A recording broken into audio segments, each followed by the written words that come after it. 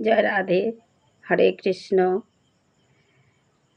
সকলের চরণে কোটি কোটি প্রণাম। আচ্ছা, ভগবানের অভিসম্পদ এটা কি আমাদের মনোমতো, আমাদের কৃপা না অভিশাপ? ছোট্ট হরিদাস তিনি গিয়েছিলেন মহাপ্রভু সুখের জন্যে। আচার্য গোসাই তিনি কৃপা করে পাঠালেন মাধবীর কাছ থেকে কিছু চাল, সুন্দর চাল নিয়ে এসে মহাপ্রভুকে সেবা দিলেন। তাতে হয়ে গেল বড় অপরাধ। তাতে অপরাধ হয়ে মহাপ্রভু হরিদাসকে বর্জন করলেন, ছোট্ট হরিদাসকে বর্জন করলেন।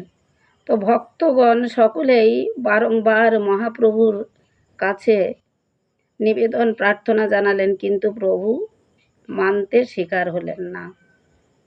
তো প্রভু সেবায় বসেছেন, সেবায় বসে খুব সুন্দর সেবা করেছি, এত সুন্দর সেবা, কিন্তু অন্নটা কোথা থেকে পেয়েছ?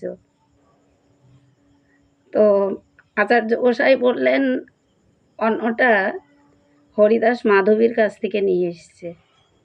মহাপ্রভু বললেন, খুব সুন্দর, এত সুন্দর সেবা করলাম, কিন্তু হরিদাসকে বলে দিও যেন সে আমার চৌকাট না পাড়ায়। আমার চৌকাটে যদি আসে আমি আলালনাথে চলে যাব, আমি আর জীবনে তোমাদের সঙ্গে সাক্ষাৎ করব না।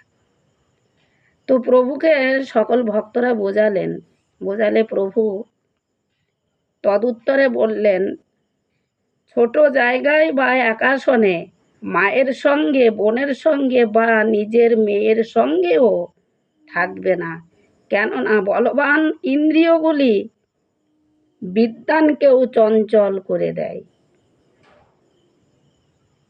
তাহলে সাধু হলে এগুলো করা যাবে না। যিনি সাধু হয়ে এগুলো করবেন, মহাপ্রভু তার শাস্তির বিধান নেবেন। জয় রাধে। হরে কৃষ্ণ।